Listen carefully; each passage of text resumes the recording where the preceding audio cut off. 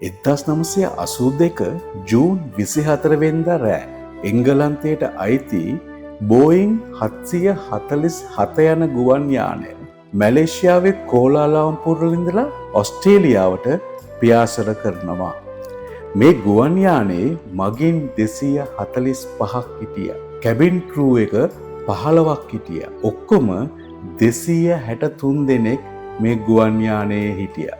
මේ ෆ්ලයිට් එක අඩි 37000ක් උඩින් ඉන්දෝනේෂියාව පව් කරගෙන යනකොට එකපාරටම ඒ ෆ්ලයිට් එකේ දුම පිරෙන්න පටන් ගත්තා. පයිලට්ස්ලා මේ ගැන හොයන්න පටන් ගත්තම එයාලා දැක්කා ඒ ෆ්ලයිට් වල එන්ජින් වලින් ඒ ගින්දර පිට වෙන එළිය වැඩි වෙලාවක් ගියේ නැහැ. ෆ්ලයිට් එකේ 4 වෙනි එන්ජින් එක නතර වුණා. තප්පර කීපයකින් 3 වෙනි එන්ජින් එකත් නතර වුණා. විනාඩි 2ක් ඇතුළත ෆ්ලයිට් එකේ එන්ජින් 4ම නැවතුණා. ඔබ දන්නවද අඩි 37000 උඩින් මේ වගේ දෙයක් සිද්ධ වුණාම වෙන්න තියෙන්නේ එකම දෙයයි. විනාඩි 25ක් 30ක් අතර කාලයක් තුල පොළොවට කඩා වැටෙන එක. ඔබට චුට්ටක් හිතලා බලන්න පුළුවන්ද මේ ෆ්ලයිට් එකේ ඒ වෙනකොට මොන වගේ තත්ත්වයක්ද තියෙන්න ඇත්තේ? මේ වෙලාවේ ඒ ෆ්ලයිට් එකේ කැප්ටන් එරික් මූඩි එයා තීරණය කරනවා අන්තිම වෙනකම්ම උත්සාහ කරන්න. ඉතින් එයාලා තීරණය කරනවා ෆ්ලයිට් එකේ එන්ජින්ස් ආපහු රීස්ටාර්ට් කරන්න. ෆ්ලයිට් එකේ එන්ජිමක් ස්ටාර්ට් කරනවා කියන්නේ අපි මේ ලයිට් එක දාන්න ස්විච් එකක් දානවා වගේ වැඩක් නෙවෙයි. ඒක ලොකු ප්‍රොසෙස් එකක්.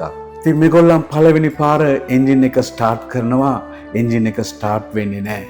දෙවෙනි පාරත් ස්ටාර්ට් කරනවා. දෙවෙනි පාරත් හරියන්නේ නැහැ. තුන්වෙනි පාරත් උත්සාහ කරනවා.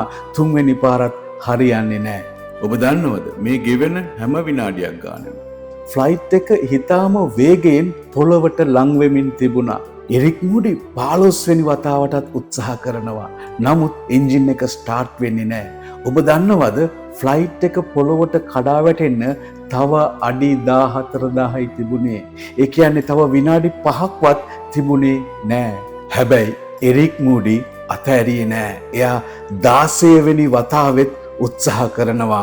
අන්නේ 16 වෙනි වතාවේ 4 වෙනි එන්ජින් එක ස්ටාර්ට් වෙනවා. තප්පර ගානකින් 3 වෙනි එන්ජින් එකත් ස්ටාර්ට් වෙනවා. මේ වගේ එන්ජින් 4ම ස්ටාර්ට් වෙනවා.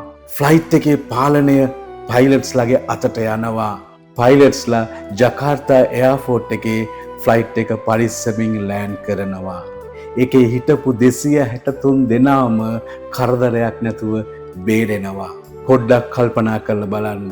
එරික් මූඩි 15 වෙනි වතාවේ උත්සාහ කරලා අසාර්ථක වුණාම එයා අතහැරලා තිබුණා නම් එයාගේ උත්සාහය නවත්තලා තිබුණා නම් ඒ ෆ්ලයිට් එකයි ඒ 263 දෙනාමයි ඉවරයි. නමුත් එරික් මූඩි උත්සාහය නවත්වන්නේ නැහැ. එයා 16 වෙනි පාරත් උත්සාහ කරනවා. එයාගේ උත්සාහය සාර්ථක වෙනවා. ඔබ දන්නවද අපේ ජීවිතෙත් මේ වගේ අවස්ථාවන් එනවා. ඒ කියන්නේ අපි කරපු හැම දෙයක්ම අසාර්ථක වෙලා අපිට තිබුණ හැම දෙයක්ම නැති වුණාට පස්සේ අපි තවත් ඉස්සරහට යනවද නැත්නම් අපි මෙතනින් නවත්වනවද මෙතනින් හැම දෙයක්ම නවත්තලා දානවද කියලා හිතෙන ඒ මොහොත ඔබ උත්සාහය අත්හරින්න ඉස්සරලා මතක තියාගන්න වැදගත් දෙයක් තියෙනවා. ඔබ උත්සාහය අතහැරියොත් එච්චරයි. එතනින් එහාට කිසිම දෙයක් සිද්ධ වෙන්න යන්නේ නැහැ.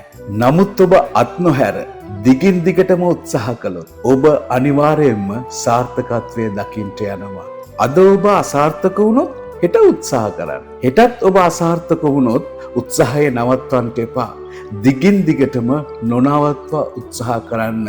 ඔයා ජීවිතය දිනනවාමයි. සුබ දවසක්.